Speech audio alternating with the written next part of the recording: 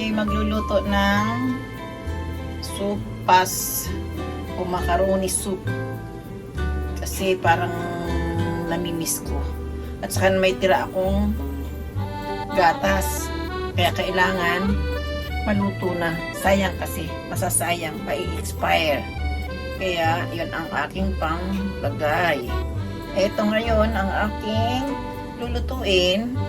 Pero wala akong carrots. Dahil nakalimutan kong bumili. Okay lang naman yan kasi ako ang kakain lang naman ito. Kung gustong sino makikain, pwede rin. O, halina kayo, magluluto ako ng macaroni soup. Yun, nagpapakulo na ako ng buto-buto ng manok. Sinabay ko na itong aking kunting pangsahog.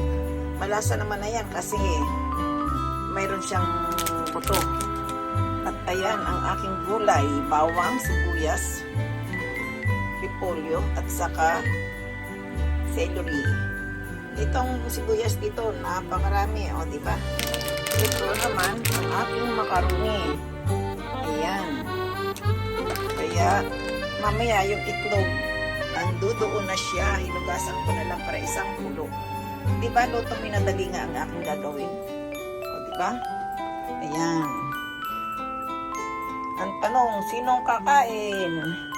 Ayan, ang aking kumukulong sabaw. Ihulog na natin itong macaroni. Hindi na natin isasama sa padigisa para madalian. Alam niyo naman, gutom na ang lola. Iubos ko na to. Kasi pag may natirang macaroni, gagawin kong gratan tomorrow. Ayan. Tama-tama to. 4 minutes lang naman ang ano niya. Ang boiled. Haluin lang natin, baka dumikit sa ilalim. Para sumama siya sa mantika ng manok. Ayan, yung buto-buto ng manok, hindi ko na hiniwa, hinugasan ko lang siya. Para in case, hindi siya madudurog na durog. Kukunin lang natin dyan ang katas. Gigisa na ako. Balik tayo ng mantika.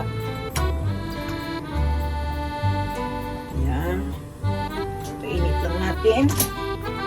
Tayo magigisa ng bawang.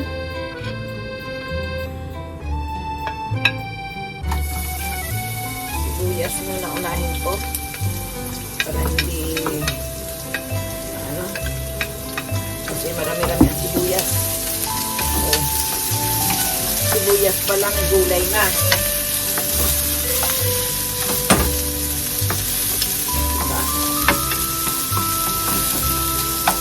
Gantayin lang natin ang sibuyas at ating susunod na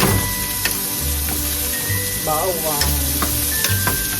Lagay natin ang bawang. Ayan.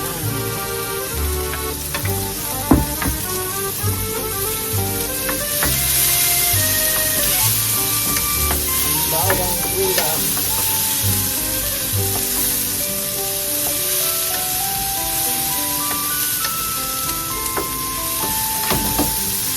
Ito yung chicken.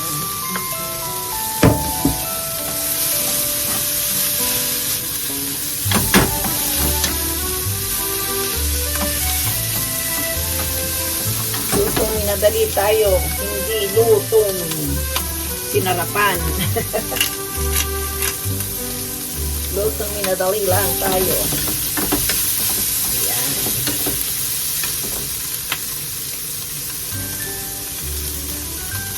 Lagay ang gulay.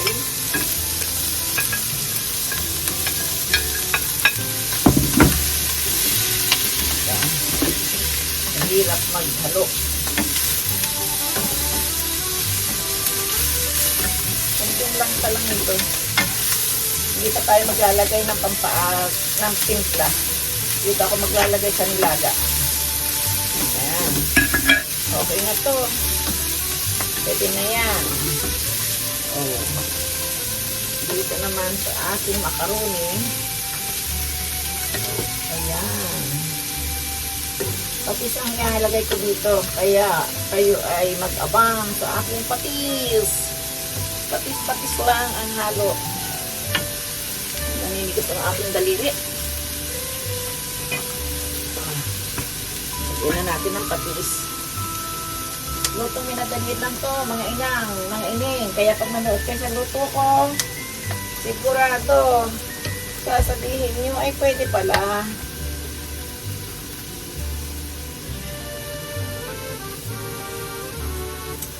Okay ah. Malasa na siya. Ang tanong, yung aking macaroni by okay na sa 4 minutes. Pwede na siguro. Unan ko nga.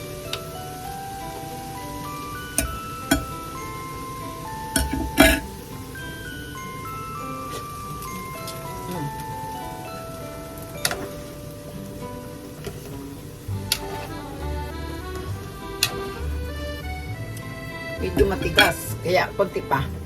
Ayan, okay na. Gulog na lang natin ang gulay para madali. Oh. Diba?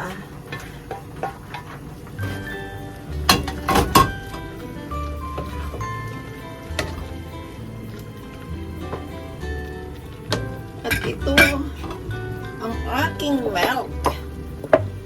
Masyado kasing hindi ko napansin. Kaya ito, ibubuhos ko na lang dito ang milk lahat. Para ito ay malinamnam. Sayang kasi. Hanggang ngayon na lang to. Hindi ko mauubos inumin. O, diba? Ito na ang ating macaroni soup.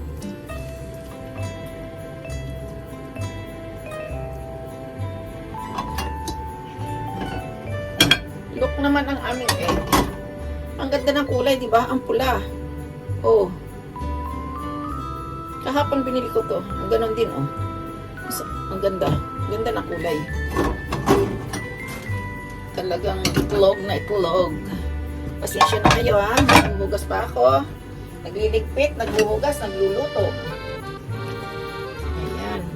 Isang kulo lang. Pwede na yan. Buhusan natin ng paminta.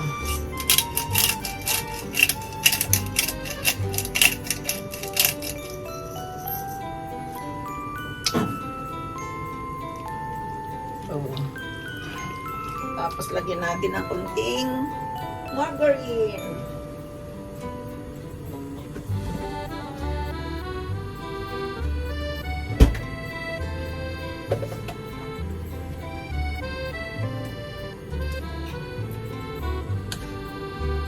Kunti lang. Kunting-kunti lang ang inilagay ko. Wow, sarap!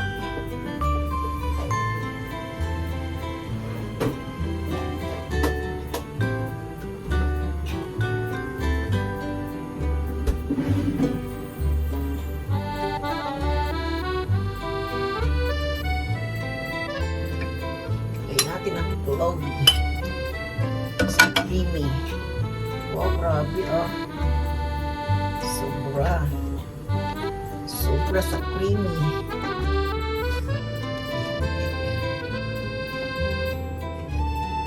Ayan na ang aking creamy pasta macaroni. O, diba? Sinong gustong makikain, halina kayo. Ayan. Para bukas, may gagawin pa ako dito kapag maraming tira. Ito ang aking macaroni. Ayan, ang kulong-kulo.